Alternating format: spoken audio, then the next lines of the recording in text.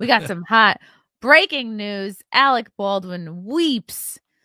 I didn't pull the trigger. Weepy Alec Baldwin makes shocking claim on the Rust tragedy.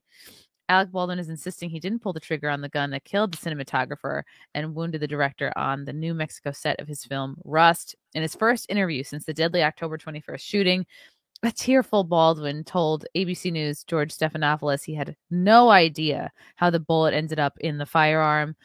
The trigger wasn't pulled. I didn't pull the trigger. I'm going to play... This looks like... Keep in mind, this man is a professional actor. I want to play this. Let me see if I can get the video to go here.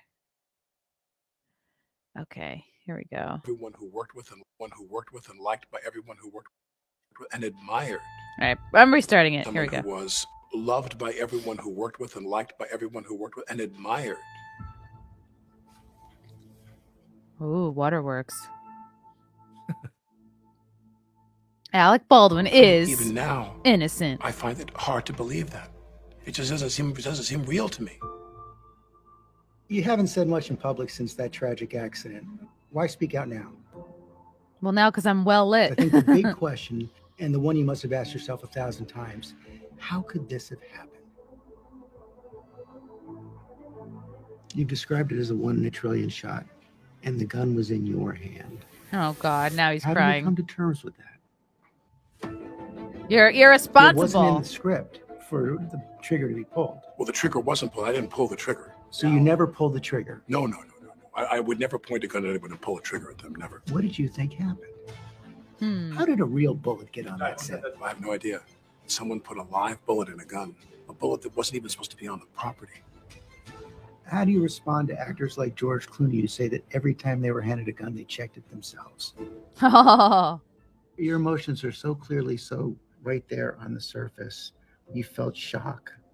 You felt anger. You felt sadness. Do you feel guilt? You said you're not a victim, but is this the worst thing that's ever happened to you? Yes. Oh God. Stephanopoulos is like fluffing because him. I you know, it's not Stephanopoulos, it's Snuffleupagus. What could I have done? Alec Baldwin, unscripted. The newsmaking special event tomorrow night at 7 Central. Unscripted. And stream on Hulu. Unscripted, but definitely rehearsed. Chrissie, you know, I'm going to tell you a secret. Ooh. A gun does not go off unless you pull the trigger. So he's lying. He pulled the trigger. Of course he pulled the trigger. You know, for him to say, well, you know, and I'm sure that when he was first interviewed, he admitted to pulling the trigger. Now, all of a sudden, in second thought, I didn't pull the trigger once he's had a chance to confer with attorneys, because of course he's going to be partly to the civil suit. He's going to part with millions of his own dollars, but a gun does not go off unless you pull the trigger. So, Alec, stop. Maybe George Snuffleupagus will believe you, but that's, you know, he's throwing him beach ball questions, you know. Is it possible? Yeah, a trigger could have rubbed against a hand or an arm and gone off that way. No, you have to pull the trigger. That's the only way a gun goes off. And I also heard that like Alec they were like dicking around. They had like gone off campus and were shooting guns, like shooting cans and stuff and like messing around. And I also heard that he was like pointing the gun at people and like joking around too. Yeah, I had heard some of that stuff coming from the scene. Look, obviously that was an unsafe movie set. And many people have been interviewed. And the truth will come out. So because George Snuffleupagus there is throwing him beach balls, that doesn't mean that's the truth. You know, this is like a public relations thing that two progressives agreed to do to make him look better, you know? Yeah, this is like, oh, it's not a real reporter. It's they're working together to create a narrative. He's asking him all the questions and saying all the things that are going to make him look good. Yeah. So he's not going to be sweating any of those questions. But you know something, the other side of that is he's already been interviewed numerous times by the police. So they have his initial statement. So when his initial statement flies in the face of this, which one do you believe? So you're saying that the initial statement carries more weight than, say, an interview or something that they say later on? Yeah, absolutely. Because when were you telling the truth? when you were first interviewed, or you're telling the truth now, or you're not sure, or how do you remember? You know what I mean? So how would you interrogate Alec Baldwin? Like, did you ever do that? Yes. Yeah. Ooh, what would you ask him? Well, first of all, I said this, I covered that case a lot.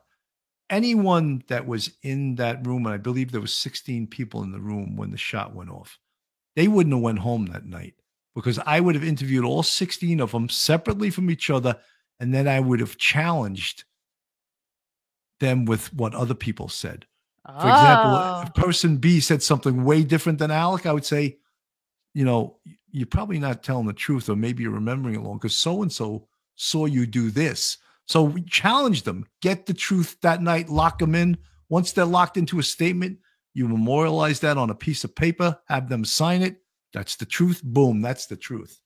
And then when Jacobian Myers comes the next morning and they decide that's not what really happened, what's believable? The statement that the police took. So you think that didn't happen here? No, because a gun only goes off when you pull the trigger. So he's full of shit. And, the man also is not a very well-liked human being. No. You know what I mean? So it's like now all of a sudden he's crying and, it's like crocodile tears, because when other people, he was very highly critical of cops when they were in shootings. Oh, I wonder what it's like to unlawfully kill someone. That was what he said of some cop in LA in 2017. And the cop was found to be within department guidelines in the shooting. And he made that statement. Now he knows what it feels like. Interesting.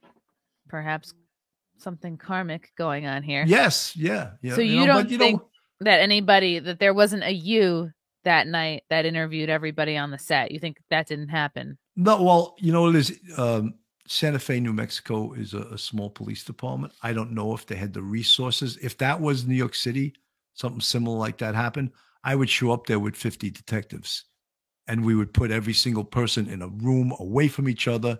We would tell them to turn their cell phones off so they couldn't communicate with the outside world. And we would get them interviewed as quickly as possible. And then the detectives would confer and we would compare notes. What did this person say? What did that? If it conflicted, then we would go back and re-interview people and get the real truth. And the tactic of are you using what somebody said against the other person? Like, because you can find out the lie, because if Alec Baldwin is blaming, John Doe essentially for what happened, you can go to John Doe and be like, well, Alec actually said that 100%. That's how interview and interrogation is done. And the spirit of cooperation was there when they first arrived, because this woman who was everyone's friend and a member of the film crew was killed. I believe accidentally, but still, in an accidental death, there can still be criminal negligence. And this whole case smells of criminal negligence, both from, I believe, Alec Baldwin, who pulled the trigger, and how the hell did a live round get in a prop gun, So, yeah, there's a lot of dramatic. Oh, this bullet should have never been here. Who put the bullet here? Right, he's doing everything to take the blame off himself. Yes, of course. And I think someone already that was on the staff is already pointing the finger at him to make him liable, and that saying this is what really happened. Of course, you're a grown ass man. Like, this can't be the first time you've held a gun on a in life or in a movie set. Well, probably in life, because it's always these liberal pussies that are so anti-gun that have never held or shot one in their lives. Right. They can't tell the difference between them. So